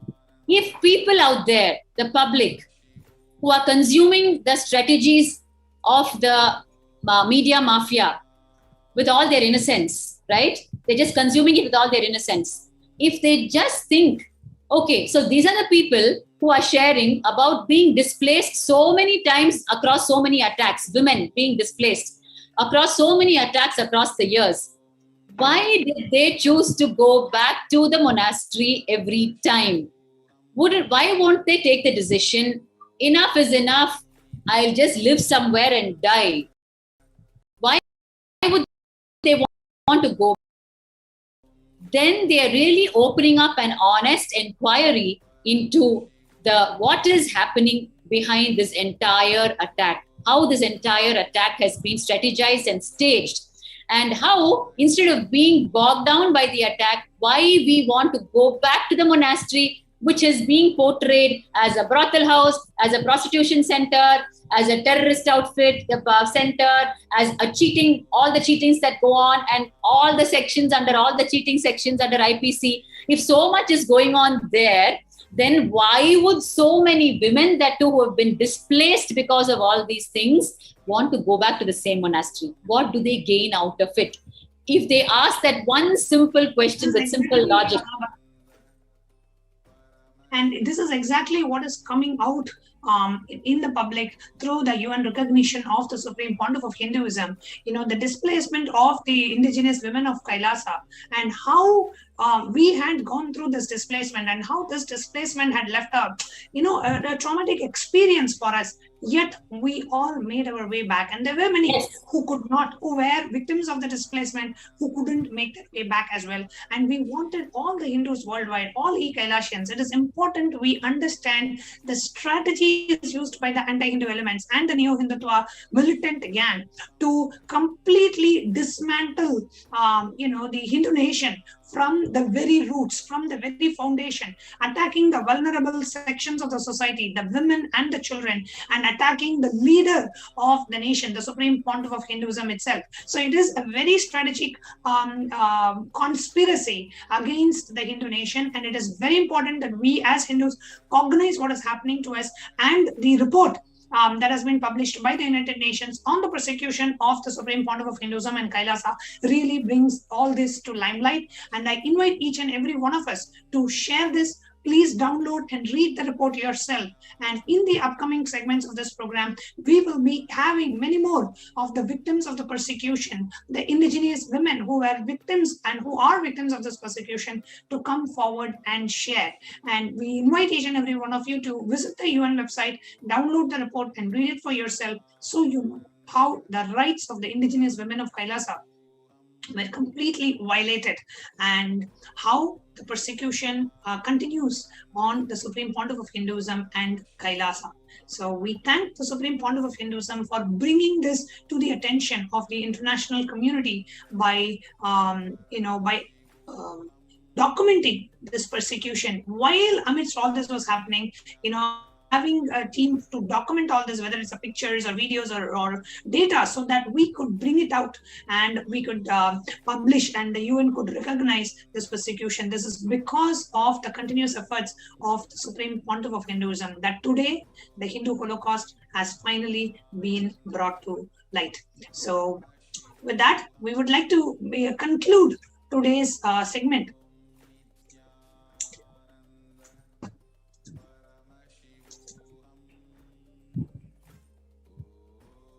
We would like to conclude today's segment, and we invite each and every one of you to please like, comment, and share the official post on the Supreme Pontiff of Hinduism's official Facebook handle, SPHJGM Nithyananda Parameshivam page, and on the Twitter page, which is Sri Nithyananda at Sri Nithyananda on Twitter. Please go ahead and like and retweet and share this with as many people as possible. So with that, we come to the conclusion of the segment, and we will be continuing this. And the next Devi Parashakti program is happening at 4 p.m. IST Indian Standard Time, and at 8 p.m. we will be coming live to share some more segments and some more experiences from the victims of the horrific persecution on Supreme Pontiff of Hinduism and Kailasa. And now the next segment that we'll be entering into is the Kailash Courtyard Power Manifestation session. So let's get ready. We'll be concluding this segment with the Purna Mantra. Om Purnamada Purnamidam Purnat Purnamudachyate Purnasya Purnamadaya Purnamevavasishyate. Om Hari Om Tat Sat.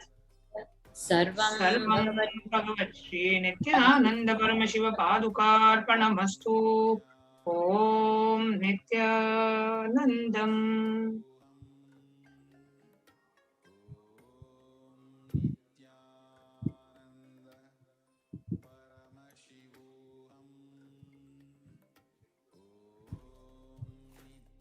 Nityananda Paramashivoham. Om Nityananda Paramashivoham.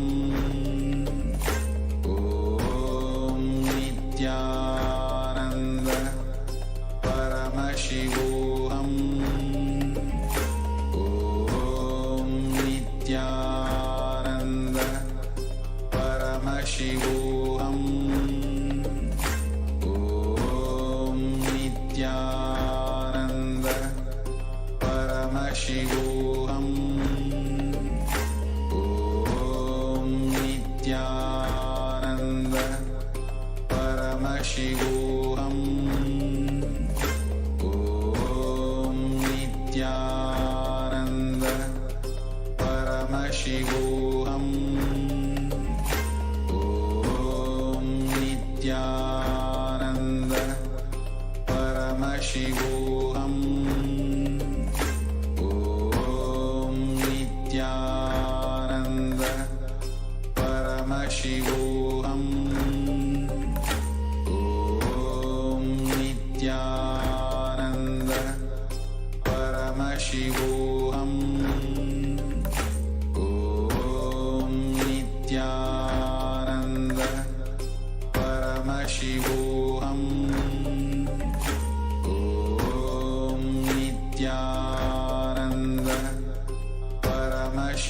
Om Nityananda.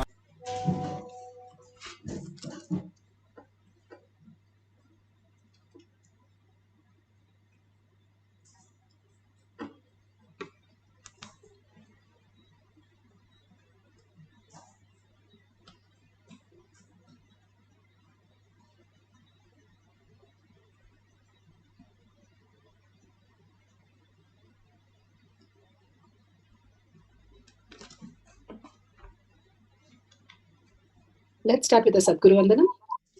Nithyanandam Paramasukhanam Kevalam Jnanamurtim Dvandvatitam Gaganasudasham Tattvamasyaadilakshmyam Ekam Nityam Vimalamachalam Sarvadi Sakshibhutam Bhavatitam Trigunarahitam Sadgurum Tam Namami. Let's go through the disclaimers. Security measures. No photography, video, audio recording. Important cautions.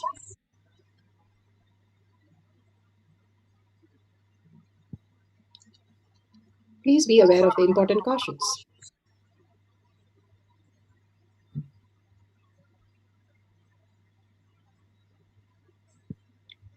What is spa manifestation? Let's hear from Bhagwan himself explaining what is spa manifestation. All the 25 states of consciousness, when they happen in you, due to your chemicals and hormones ups and downs, it is powerlessness. When it happens in you, out of your free will and consciousness, it is powerfulness. That's all. When you fall into sleep, it is powerlessness. When you enter into sleep, it is powerfulness. When you fall into dream, it is powerlessness.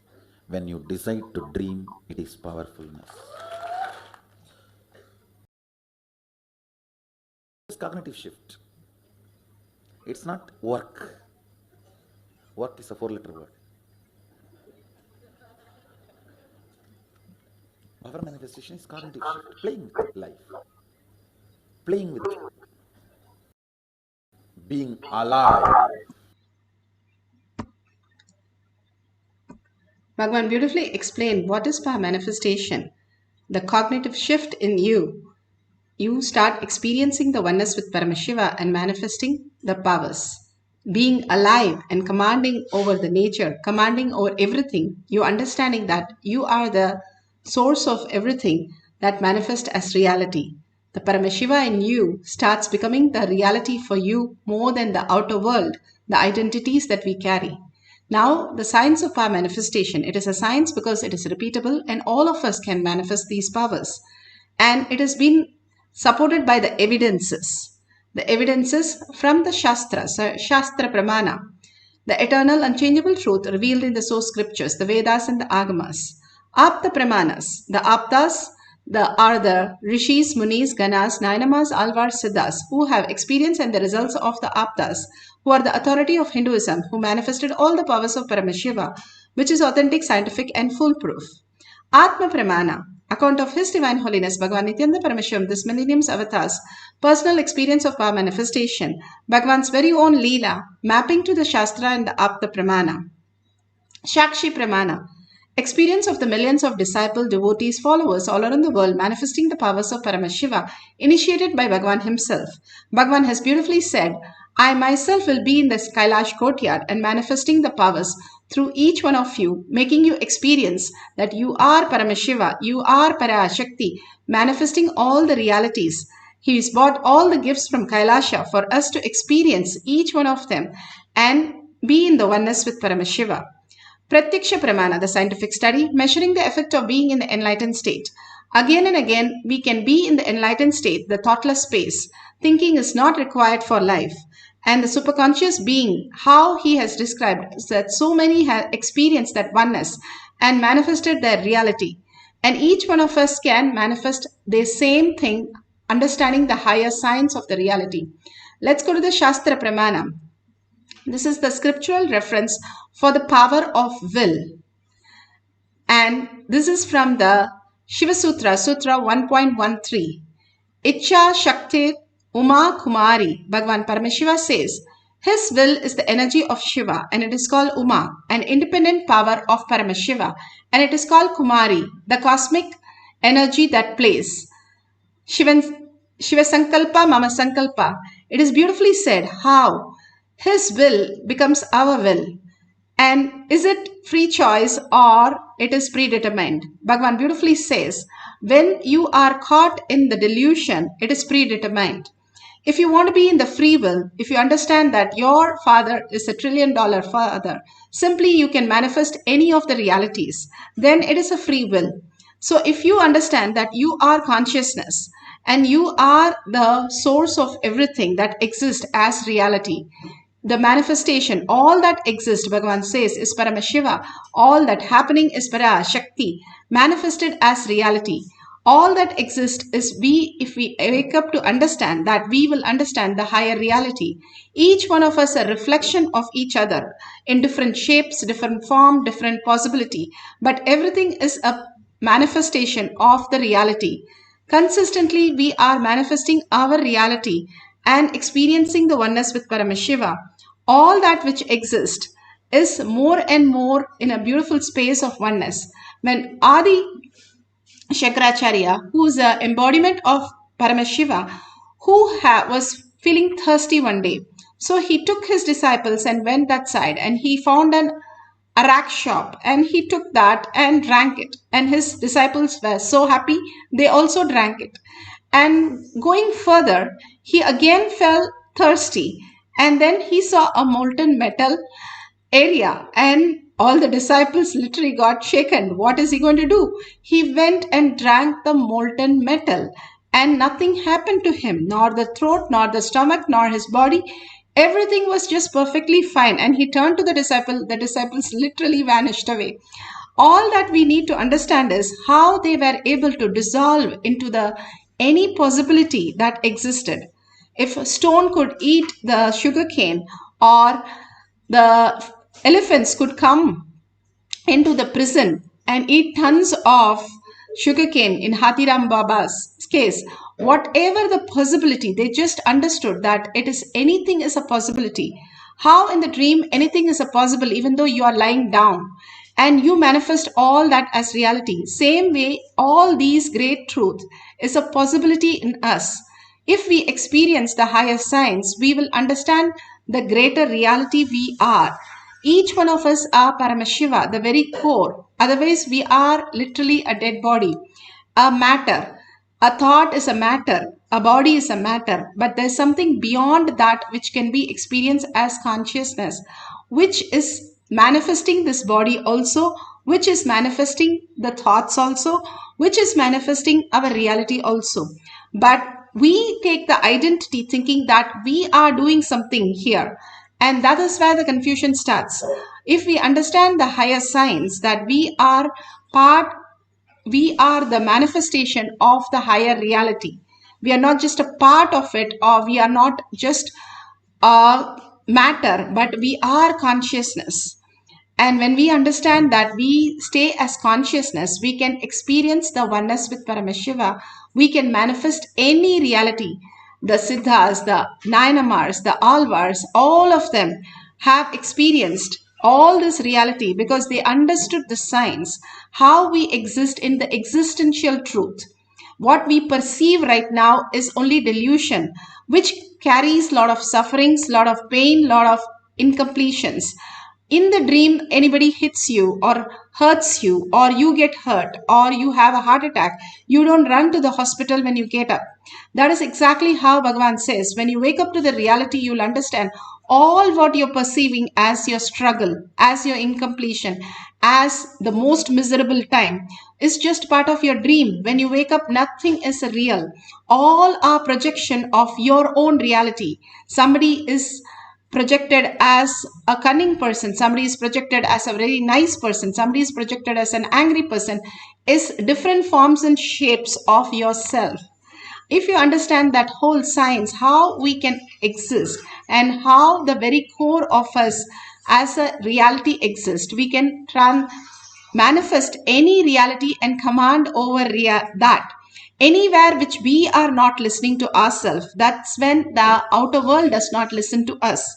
The same thing, if we do not accept some part of us, the outer world does not accept.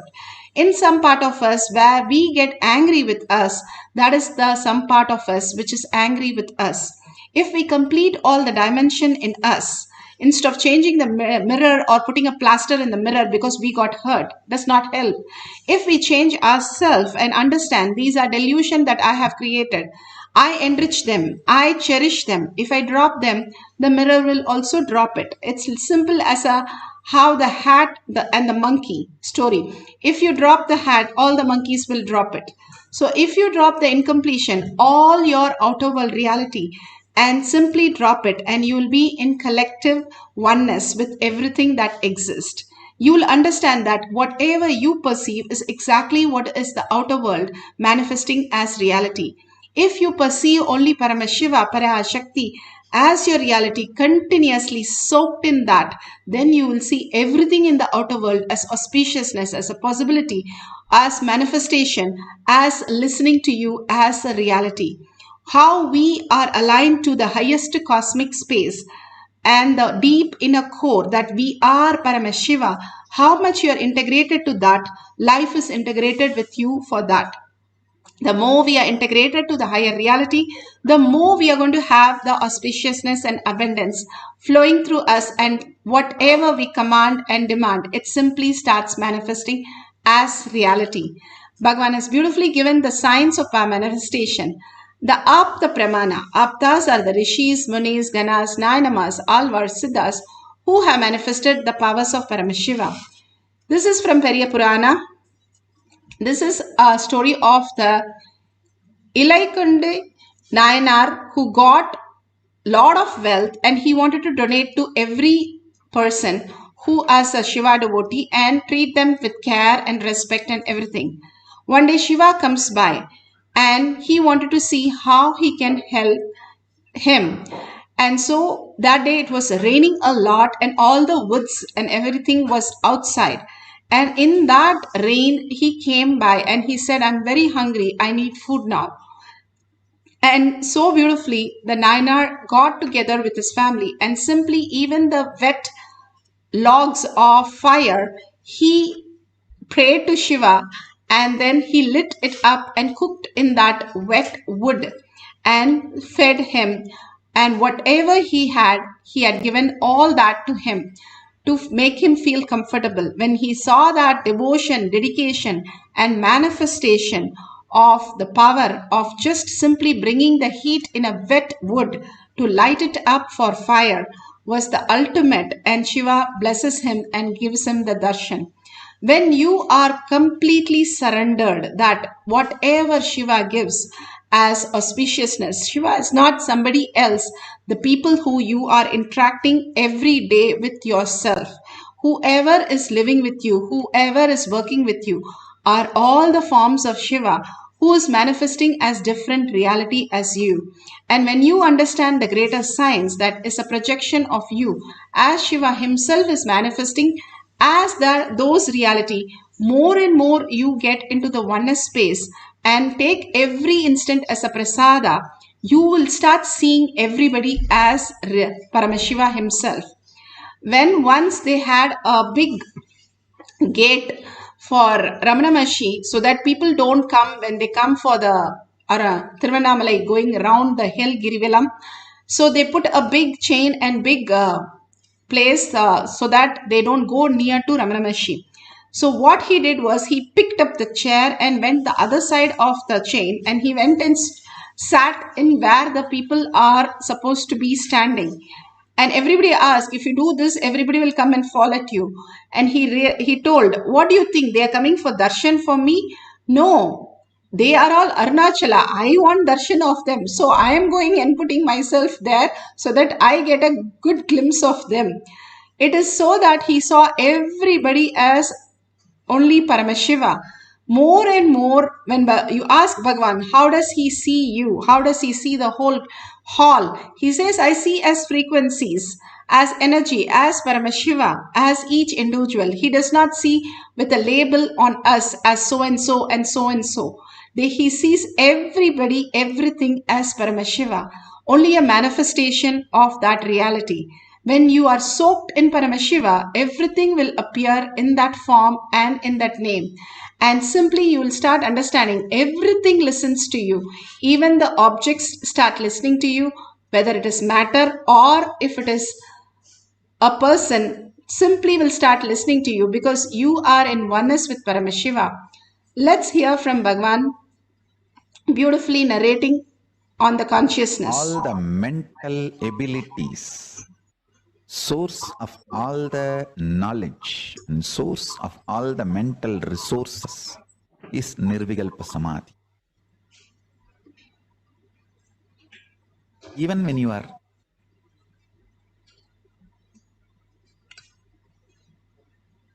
eating, before eating, just sit for a few seconds and bring your breathing and remember the reality. Nirvikalpa Samadhi is breathing in you. Paramashiva is breathing in you. That is the truth. There is nothing to imagine and visualize and realize. Reality does not need to be realized. It is the truth. Highest possibilities, mental resources, conscious resources manifest from Nirvikalpa Samadhi, unclutched space. Turiyavana Sampannam. Time you spend on unclutching is the only time useful in your life. Every minute you spend in unclutching, your life will be rewarded with years. Understand? Unclutching or even effort to unclutch is like a rebooting. Means you are alive and upgraded. Kailasa releases the upgrading software every day. My everyday satsang is upgrade alert. You can choose do now, or you can say remind me later. That is alive satsang. Or not now. It is up to you. I am just everyday satsang is update alert. Every day sitting in unclutching is like rebooting your whole system. Shakshi Pramana. Shakshi Pramana are the millions of disciple devotees, followers who have experienced the power manifestation and sharing with us. Here a devotee, Vishnu, she is saying, by using the third eye, I increase the body temperature 1.2 degrees to the other person. We are going to manifest the power of increasing the temperature. And let's hear Bhagwan speaking about power of will. Ability to think, you have something called ability to will. The ability to will, integrate. The ability to will is the spiritual amplification.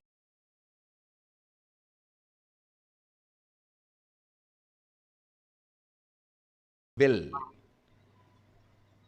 When we are told only God's will be done, means actually no one else can have will. Only God can have will. If you are having the power to will, you are connected to God. You are part of God. You are Him. Understand? Power to will is umbilical cord connection with God. Our umbilical cord connection with God is our power to will. If you will, no one can deny it. Even God cannot deny it because your will is bestowed on you by God. So beautifully, Bhagwan has beautifully given us all the pramanas for us to understand that each one of us can manifest the reality. Now, if you have a cell phone, that's wonderful. You can record the whole experiences. If you have Jnananjan in your Kantamala, you can apply in your third eye and your temples.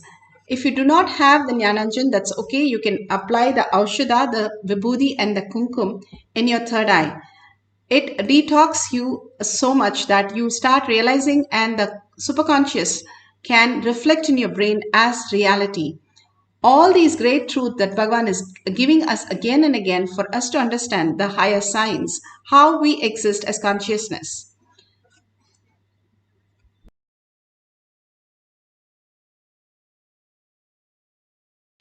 The guidelines.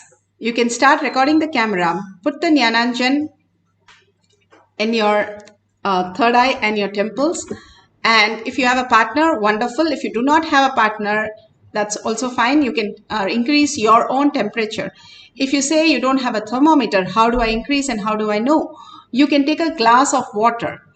Raghupati Yogi, when he used to take Bhagwan, when he was a child, from 3 years to 13, 14 years, he used to take Bhagwan for yoga classes right in the morning in a very cold nights and early morning.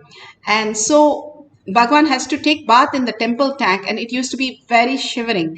And Raghupati Yogi will touch the part of the water and simply the water will become warm. And Bhagwan used to take bath in the water. Same thing, you can take 2 glasses of water and increase the temperature of 1 and see the difference how it happens by touching it. And simply you can experience the oneness. You will be able to raise the temperature of the water. If you do not have any thermometer, if you do not have any partner to increase the temperature of the partner, you can also do it on the glass. But preferably if you can do it on the other person and increasing their temperature and measuring with the thermometer. Always measure the thermometer with the thermometer twice so that we can be authentic. It's not some hallucination or fantasy, but in real, seeing 5 to 10 units going up as manifestation will be the authentic space of manifesting anything. So make sure on the camera you're able to increase without touching anything, increasing by 5 to 10 units. But if you say, I just feel the Kundalini energy, I just feel the heat in the body, I do not have any experience of changing the temperature, still you are manifesting the Paramashiva space. And simply you understanding that you are Paramashiva, you are manifesting. Even if you're breathing, you are manifesting. The Paramashiva in you is doing all the hard work in your body. And if you understand the microcosm, how it works, you will also understand the macrocosm, how the outer world reality is also functioning as Paramashiva as reality. You will be only in deep gratitude to understand that Paramashiva is always making you the most auspicious space. So let's go to the guidelines and instruction to manifest the powers.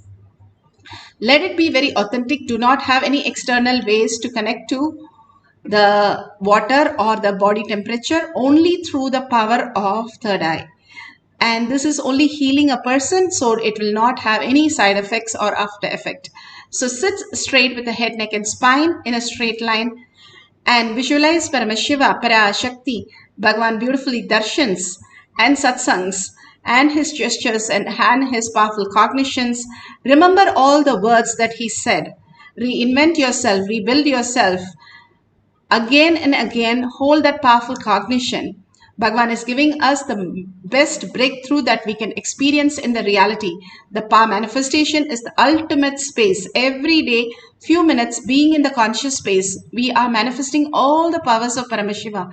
In the deep meditative space will reach us into a superconscious being. It might be very simple, but it is very profound. The tablet or anesthesia is very small and simple. We just have to take it in. That's all we do. But it is having so much effect on the body. Same way, if we understand the science of power manifestation, it can be few seconds that we experience the oneness with Paramashiva, but the few seconds is going to alter your reality. So it's so powerful and so auspicious in abundance. Let's sit straight. Let us get into the beautiful space of oneness, the Nirvikalpa Samadhi. Let go all your identities, all your thoughts, all your ideas, views, opinions, anything out of the door. Tell very clearly for power manifestation classes, they are not allowed. Only Paramashiva is allowed. So sit as Paramashiva, sit as Devi with 25 heads, 75 eyes and 50 hands, alive, real and vibrating with the Maha Vakya, loudly chanting and deeply from your navel center, your whole being vibrating with that. And if you see yourself as Devi and deep engrossed in that, forgetting yourself, and simply you'll see the manifestation happen as reality. And that has how all of us have experienced entangling with Bhagavan. When you entangle, whatever state Bhagavan is in, which is superconscious space, will start mirroring into you also when you're in deep samadhi, that is the thoughtless space. When you chant the Mahavakya, you raise your frequency, you get into the thoughtless space.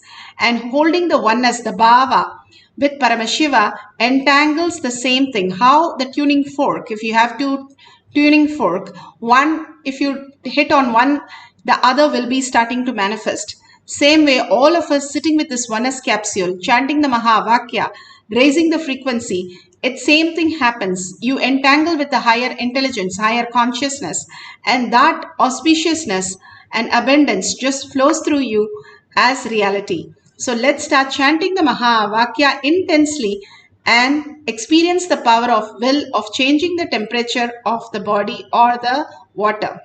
Om Nithyananda Paramashivam. Om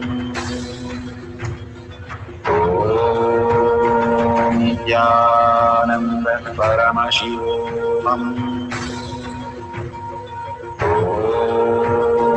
Nithyananda Paramashivam. Om Nithyananda Paramashivam. Om Nithyananda Paramashivam. Om Nithyananda Paramashivam.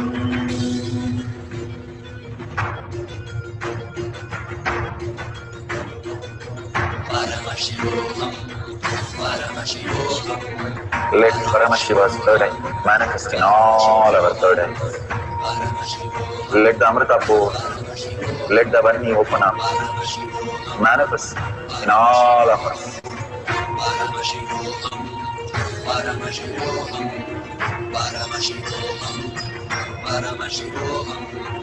Let Paramashiva overflow, manifest the powers in all our third eyes.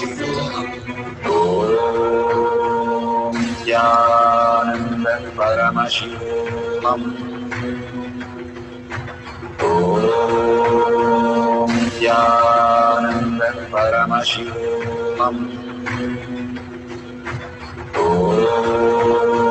Nithyananda Paramashivam. Om Nithyananda Paramashivam. Om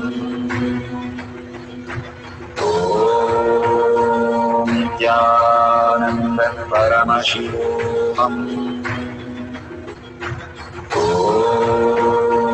Nithyananda Paramashivam. Om Nithyananda Paramashivam. Om Nithyananda Paramashivam. Om Nithyananda Paramashivam. Om Nithyananda Paramashivam. Om Nithyananda Paramashivam.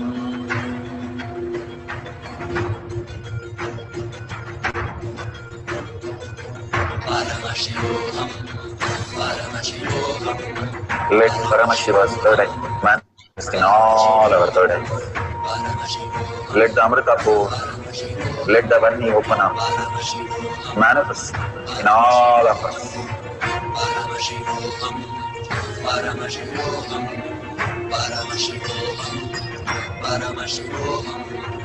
Let Paramashiva overflow, manifest the powers in all our third eyes. Om Nithyananda Paramashivam. Om Nithyananda Paramashivam. Om Nithyananda Paramashivam. Om Nithyananda Paramashivoham. Om Nithyananda Paramashivoham. Om Nithyananda Paramashivoham. Om Nithyananda Paramashivoham. Om Nithyananda Paramashivoham. Om Nithyananda Paramashivoham. Om Nithyananda Paramashivoham. Om Nithyananda Paramashivoham.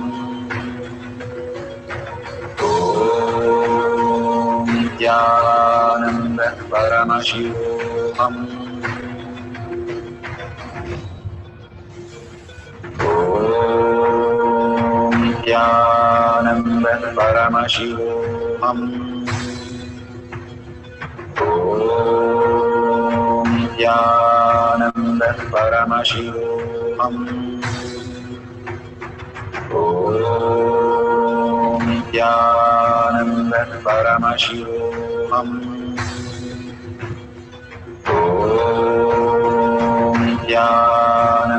Paramashivoham. Om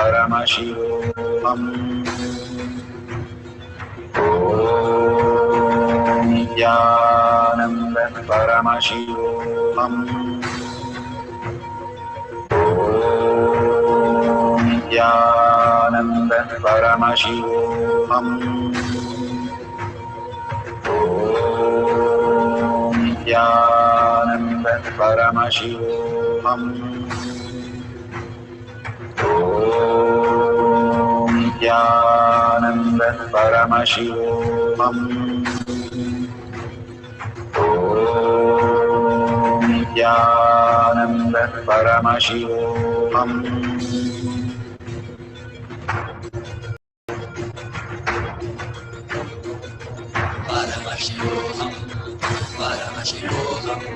Let Paramashiva's third eye manifest in all our third eyes. Let the Amrita pour, let the Varni open up.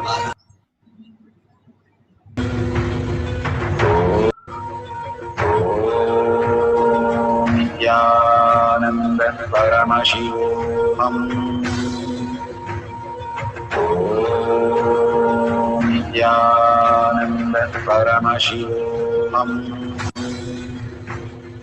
Om Nithyananda Paramashivoham. Om Nithyananda Paramashivoham.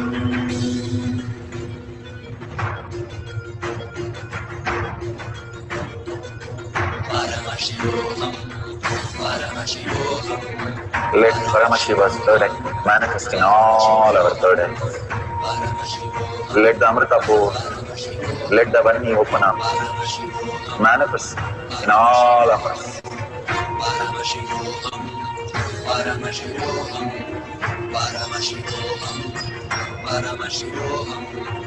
Let Paramashiva overflow, manifest the powers in all our third eyes.